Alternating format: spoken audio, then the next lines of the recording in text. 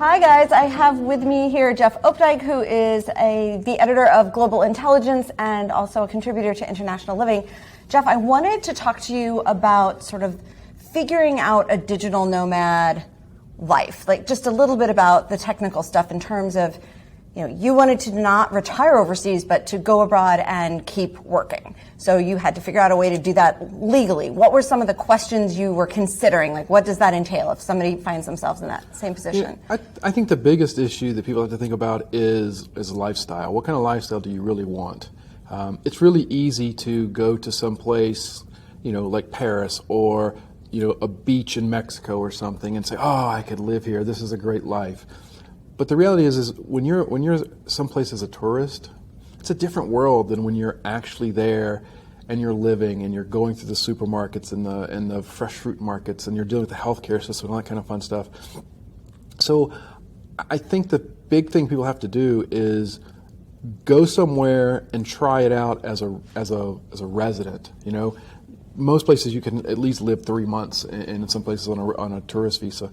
Go live a month at least, and see what it's like to actually walk the streets, to shop the supermarkets, to shop the malls, find out about healthcare. Don't stay in a hotel. Go rent an Airbnb and walk around the neighborhood you think you might like.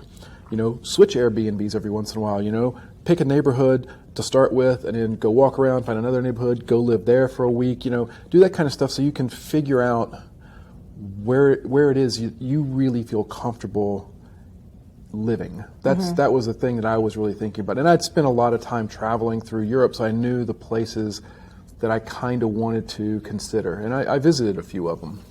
And you've ended up in Prague, but what were a few of the other places that you considered and dismissed for whatever reasons, and then what made you in the end and I know your criteria might be different than somebody else's, exactly, but given what you were thinking about. Yeah, my list is really bizarre. My list... It's not that crazy. I don't think it's that crazy. my list of places that I was looking at is kind of bizarre. It was everything from Edinburgh, Scotland, which seems relatively normal, to Kiev, Ukraine, which doesn't seem relatively normal, to Tallinn, Estonia, which means maybe even less normal. I looked at Barcelona, came really close to Barcelona.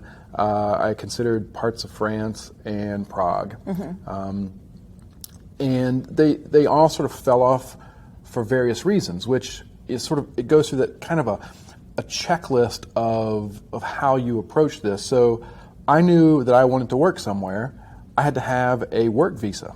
So that began sort of the primary process of figuring out that sort of work visa issue. Can I work in Tallinn, Estonia? Well, the people in the Tallinn or the Estonian government, sent me a note that said, well, you could work anywhere. You don't need to work in Estonia, so no. I was like, okay, well, Estonia's off the list. Right. Kiev, a lawyer told me, oh yeah, we can get you a visa to live and work. That'd be great. You just have to hire 20 people. It's like, well, that's not going to happen. Right. So, you go through this list, and countries and cities and destinations, they begin to fall off just because they don't meet the necessary criteria that you have. And, Prague ended up at the very top because, A, it's an affordable city.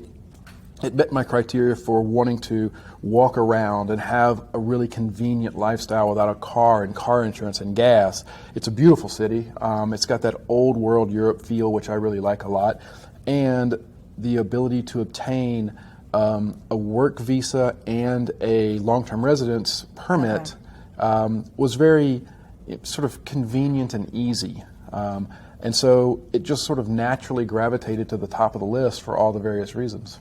And it seems like, and you've written about this in International Living, that countries are kind of coming to the conclusion that, maybe we should figure out a way to make it legal and make it a little easier for people to come and stay for, if not multiple years, at least a year, which is kind of unusual typically. So do you feel like that's a trend we're going to see, that countries are starting to... Oh yeah, I see it in Estonia. I mean, a place that told me to get lost.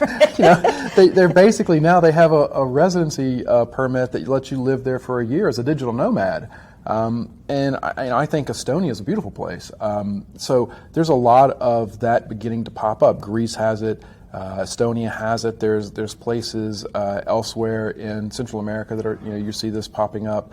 It's popping up in Asia. Thailand just came out with this, this new work visa, or it's the work visa is part of a broader selection of visas, but they're good for 10 years. Yeah, that's crazy. It's because crazy. It used to be that Thailand was one of the more difficult places to figure out how to stay long term. It's about to be one of the easiest places and to stay long term. And a 10-year visa. That is like the holy grail of visas, because you don't have to worry about your document stuff. I have to deal with documents every 2 years. Now, you go to Thailand, and you get it approved, and boom, you're done for a decade. That's pretty incredible. That is pretty wild.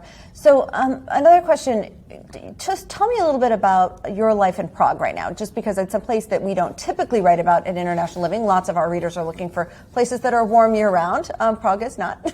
No. But that aside, it has a lot to recommend it. So talk a little bit about what you like and what maybe frustrates you about life in Prague. It's a beautiful city to begin with. It is in the center of Europe. It's the only major city in Europe that was not bombed during World War II.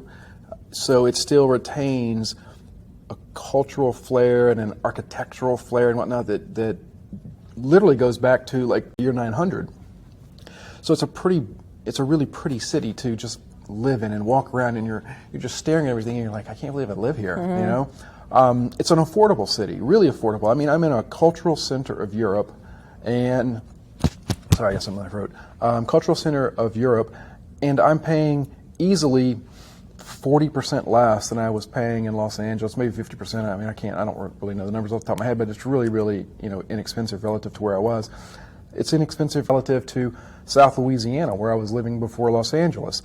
So, I'm in this amazing city on an affordable budget, and it allows me to save more, it allows me to invest more, it allows me to travel more, it allows me to live at a standard of living a couple of notches above what I'd be able to afford in America. Right, and you and I have talked about that before, just this idea that you're living on effectively like the nicest neighborhood in Prague. I mean, kind of an, like an Upper West Side, Upper East Side kind of New York existence, and yet it's costing you much less than, a tenth probably what it would cost to live in New York at the same level. It was, I lived in Long Beach, California, on the ocean, granted, but my studio apartment there was, it was a tiny little place, maybe 350, 400 square feet, and it was dark, first floor, dank 1960s building, and I was happy living there, at that time, but it was like $1,500, $1,475.